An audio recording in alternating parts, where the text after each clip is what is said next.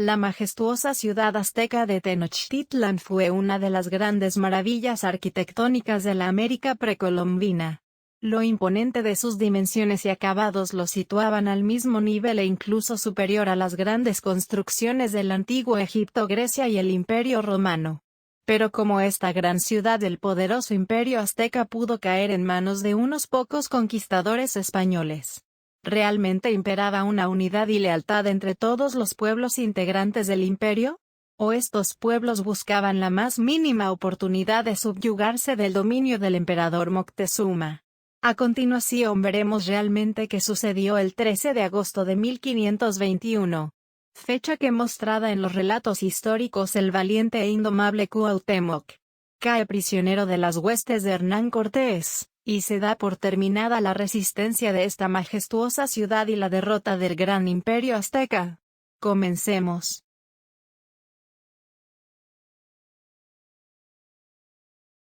El 1 de junio de 1521 el disparo de un cañón rompió el silencio del Valle de México.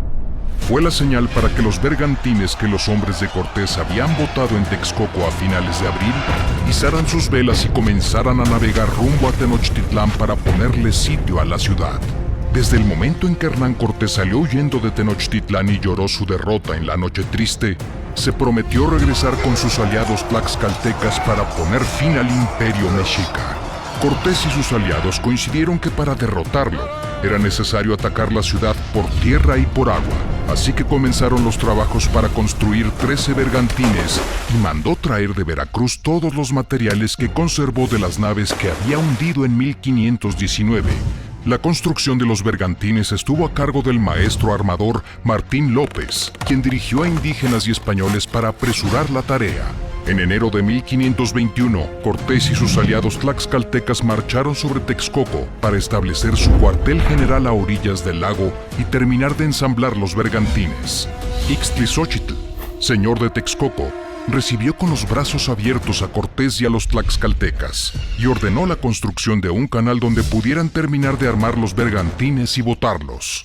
El 28 de abril de 1521, 12 de las 13 embarcaciones fueron botadas en el lago de Texcoco. Estaban artilladas, con lo que el daño que provocarían sería severo.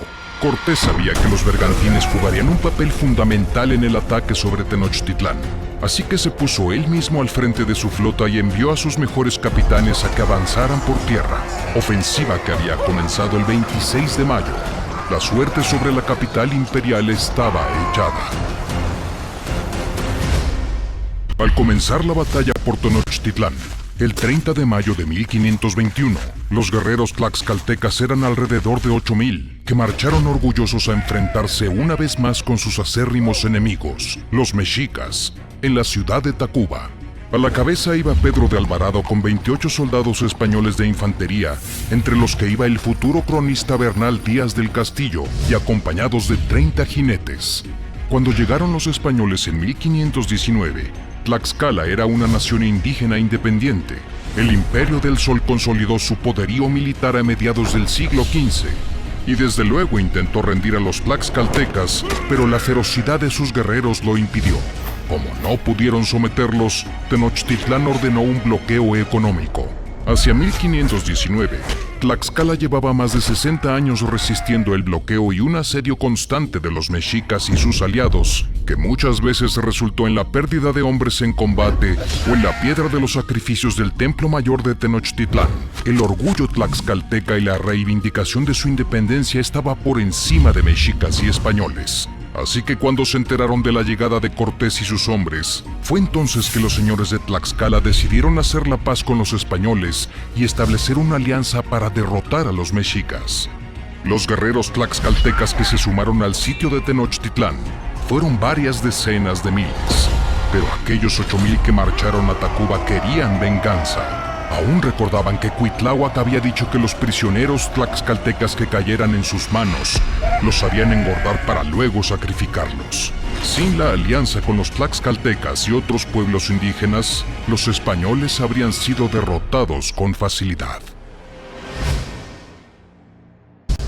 En los meses previos al inicio de las hostilidades, los españoles sometieron a las poblaciones ribereñas que permanecían leales al imperio con la intención de aislar su capital. En el cerco participaron decenas de miles de indígenas de Tlaxcala, Huejotzingo, Chalco, Texcoco e Iztapalapa, y no más de 1,500 españoles. En los bergantines fue colocada la artillería. Hernán Cortés ordenó la destrucción de los acueductos para cortar el suministro de agua dulce y con sus naves impidió que la ciudad recibiera víveres a través del lago. El objetivo era que los mexicas se rindieran al cabo de algunas semanas. El cerco fue cerrado con las tropas de hispano-indígenas de Pedro de Alvarado, que avanzó por el poniente desde Tacuba, por Gonzalo de Sandoval, que hizo lo propio desde Iztapalapa, y Cristóbal de Olid marchó desde Coyoacán. Pero Cuauhtémoc y los guerreros mexicas no estaban dispuestos a rendirse y defendieron la ciudad encarnizadamente. La resistencia fue feroz. Cientos de vidas de ambos bandos se perdían jornada tras jornada. Los combates no menguaban ni día ni noche. No pocos españoles cayeron en manos de los mexicas y de inmediato eran llevados a la piedra de los sacrificios en el Templo Mayor, ante la mirada atónita de sus compañeros. Los combates se realizaban calle por calle, casa por casa. Posición tomada por los españoles era recuperada poco después por los mexicas. Sus enemigos indígenas no dejaban piedra sobre piedra, y aunque no fue fácil para Cortés, luego de más de 70 días de combates, los mexicas estaban extenuados. El fin se acercaba. A finales de julio de 1521, el Valle de México se había impregnado de un olor a muerte. Tenochtitlán se mostraba devastada. Columnas de humo que se elevaban sobre el islote señalaban la destrucción de templos y construcciones. Cientos de cadáveres anegaban los canales de la capital imperial. El sitio de Tenochtitlán se había decantado en una feroz lucha entre pueblos indígenas. Y es que los españoles que participaron en el sitio apenas representaban el 1% del total de los combatientes. Nunca fueron más de 1,500, y muchos perecieron durante el sitio. Ante la terrible situación en la que se encontraba Tenochtitlán, Cuauhtémoc decidió continuar la defensa en Tlatelolco, la ciudad gemela de la capital imperial, pero fue inútil. El 13 de agosto de 1521, día de San Hipólito, indígenas y españoles lanzaron el asalto final y ocuparon la ciudad.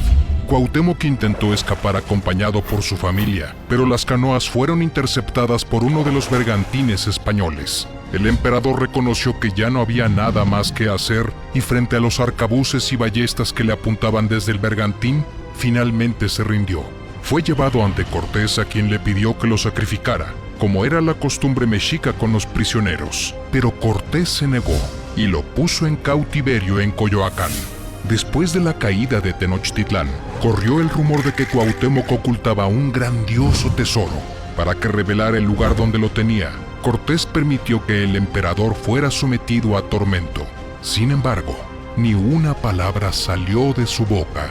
Con el tiempo, el llamado Tesoro de Moctezuma se convirtió en una leyenda y una nueva página en la historia de México iniciaba.